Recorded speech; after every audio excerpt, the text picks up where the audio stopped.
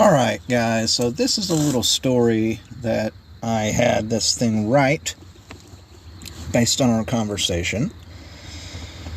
And it's about two friends having a conversation, okay? Sarah and John were walking home from their Bible study group when Sarah brought up a topic that had been on her mind for a while. "Hey, John, can I ask you a question?" Sarah said. "Of course, Sarah, what's on your mind?" John replied. "I've been reading a lot about the end times and the return of Jesus Christ, and I have a lot of questions. I was wondering if we could talk about it." "Absolutely, Sarah. I've been studying that topic for a while now, so I might be able to help you out." Sarah and John sat down on a nearby bench, and Sarah began to ask her questions. "John, can you tell me what the Bible says about the end times?" "Sure, Sarah. The Bible talks about a lot of events that will happen before Jesus Christ returns. One of the most important things to remember is that no one knows the day or the hour, but we can recognize the season by the signs that Jesus gave us in the Bible," John explained. Sarah nodded as she listened to John's words. "But what are some of the signs that we should be looking for?" Sarah asked. "Jesus said that there will be wars and rumors of wars, earthquakes, and famines in various places. He also said that many false prophets and false messiahs will arise and deceive many. Another important sign is the falling away, or the apostasy, which is a great turning away from the truth," John replied. "I see. So what happens after all of these signs occur?" Sarah asked. "According to the Bible, the man of sin, or the Antichrist, will be revealed, and there will be a great tribulation, such as has not been since the beginning of the world. But after all of this, Jesus Christ will return with power and great glory, and he will judge the living and the dead," John said. Sarah listened intently as John spoke, trying to absorb all the information. "That's a lot to take in," Sarah said, "but what should we be doing in the meantime?" "We should be watching and waiting for the Lord's return. We should be living holy and godly lives and sharing the good news of Jesus Christ with others. We should also be encouraging and building up one another in the faith," John replied. Sarah smiled at John, feeling comforted by his words. "Thanks, John. I feel like I have a better understanding of the end times now," Sarah said. "You're welcome, Sarah. It's always good to talk about these things and learn more about what the Bible says," John replied. And the sun began to set. As the sun began to set, Sarah and John got up from the bench and continued their walk home, feeling closer to each other and to God. So I tell him to continue, and he says, "Character 2 looked at character 1, so we're going to call character 2 John and character 1 Sarah. So John looked at Sarah with a quizzical expression. 'I don't understand what you mean,' he said." Actually, that doesn't make sense. So let's just keep it character 2 and character 1. Character 1 side. "I'm talking about the end times, man. You know, the return of Jesus Christ, the apocalypse and all that stuff." Character 2 raised an eyebrow. "You mean like in the Bible?" "Yeah, exactly. I've been reading up on it a lot lately, and I really think we're living in the end times." Character 2 looked skeptical. "Really? What makes you say that?" "Well, just look around us. Wars, rumors of wars, natural disasters, people turning away from God. It's all there, just like the Bible predicted." Character 2 nodded slowly. "I see what you mean, but I don't know if I'm ready to believe that everything in the Bible is literally true." "But don't you think it's possible?" Character 1 pressed. "I mean, think about it. The world is a crazy place right now. Maybe this really is the end." Character 2 shrugged. "I don't know, man. It's a scary thought for sure, but what can we do about it?" That's just it, Character 1 said earnestly. We need to be ready. We need to live our lives in a way that's pleasing to God. We need to watch and pray so that we're not caught off guard when Christ returns. Character 2 nodded slowly. I see what you're saying, and I agree that we need to be living in a way that's pleasing to God. But I don't know if we can really predict when Jesus Christ is going to come back.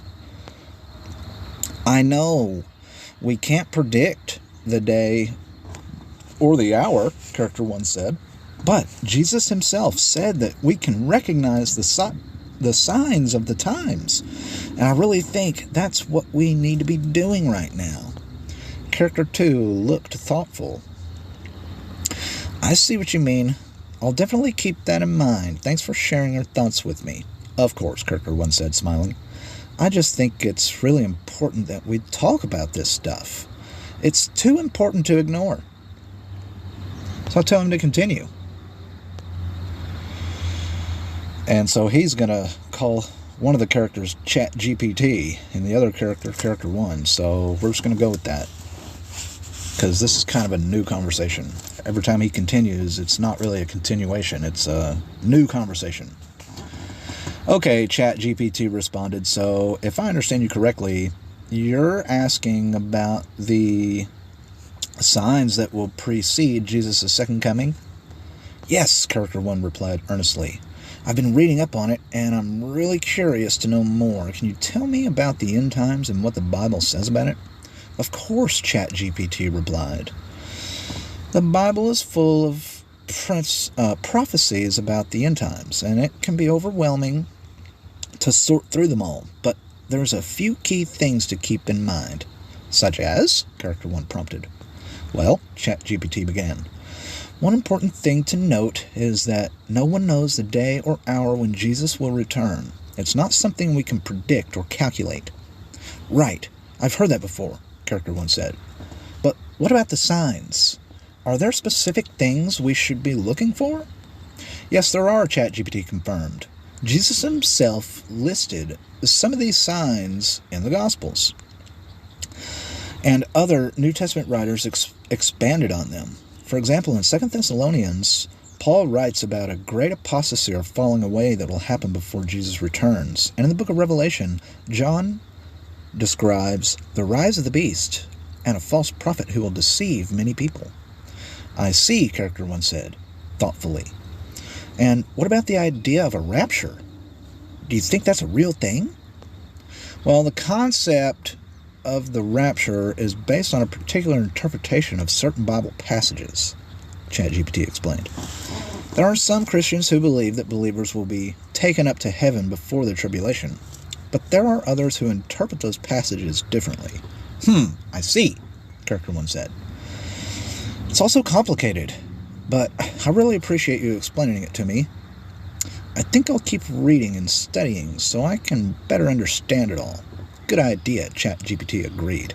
Remember, the most important thing is to be ready for Jesus' return, no matter when it happens. Make sure you're living a life that's pleasing to God and sharing his love with others. I will, Character 1 prompted. Thanks again for your help. So, tell him to continue. Character 2. Yes, I've read the Bible too, but I interpret it differently. I believe that the end times are symbolic, and we can't really predict when they will come. Character 1. I understand where you're coming from, but I believe that the prophecies in the Bible are meant to be taken literally. And if we look around us, we can see the signs that Jesus spoke about in the Bible. What signs are you referring to? Wars and rumors of wars, earthquakes and famines, just to name a few. And when we see these things happening, we know that we're getting closer to the end times. What he should have said was wars and rumors of wars, earthquakes and famines, just to name a few. But when we see all these things that Jesus mentioned happening, we know that we are getting close to the end. I see your point, but I still think that we shouldn't focus too much on the end times. We should focus on living our lives in a way that's pleasing to God and let him take care of the rest. character 1. I agree with you that we should focus on living our lives for God, but I also think that we need to be aware of the times that we're living in. We need to be prepared for Jesus' return and make sure that we're living in a way that is pleasing to Him. That's a good point. I guess we just have to find a balance between being aware of the end times and living our lives for God. Exactly. And I think that's something that we all need to strive for. Thank you for having this conversation with me. It's been enlightening. You're welcome. It's always good to have a conversation about faith with someone who has a different perspective.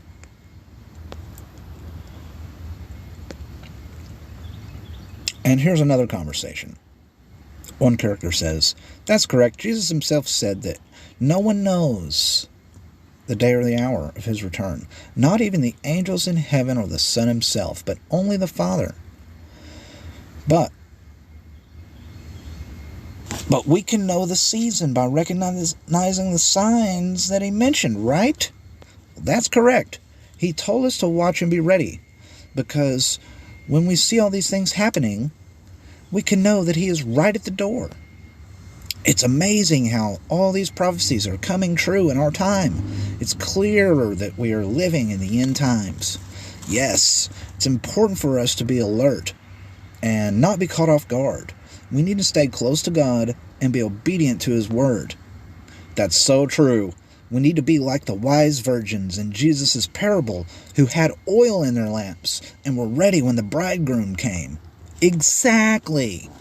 We need to be prepared for His coming so that when He returns, He will find us faithful and ready to enter into His kingdom.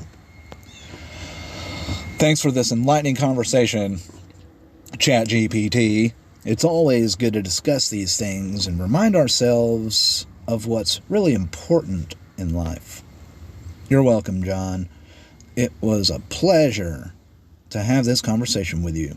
Let's continue to seek God and His truth and be ready for His return.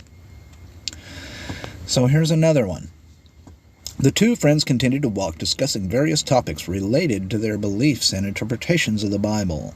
As they conversed, they began to gain a deeper understanding of each other's perspective and found common ground in their shared faith. As the conversation came to a close, they both felt a sense of peace and hope, knowing that they were not alone in their pursuit of truth and understanding. They hugged and said their goodbyes, promising to continue their discussions in the future. Reflecting on their conversation, Character 1 felt grateful for the opportunity to engage in such a meaningful dialogue with their friend. They realized that while their beliefs may differ in some ways, their shared love and reverence for God had brought them closer together. And also, as they parted ways, Character 1 felt renewed in their faith and strengthened in their resolve to continue seeking truth and understanding, always with an open mind and a compassionate heart. So that's pretty good. I thought that was pretty good based on our conversation we had. He didn't really elaborate in detail in these conversations. They were very basic conversations. Didn't cite hardly any verses. But he did pretty good. So anyways, I just thought I would share that with y'all.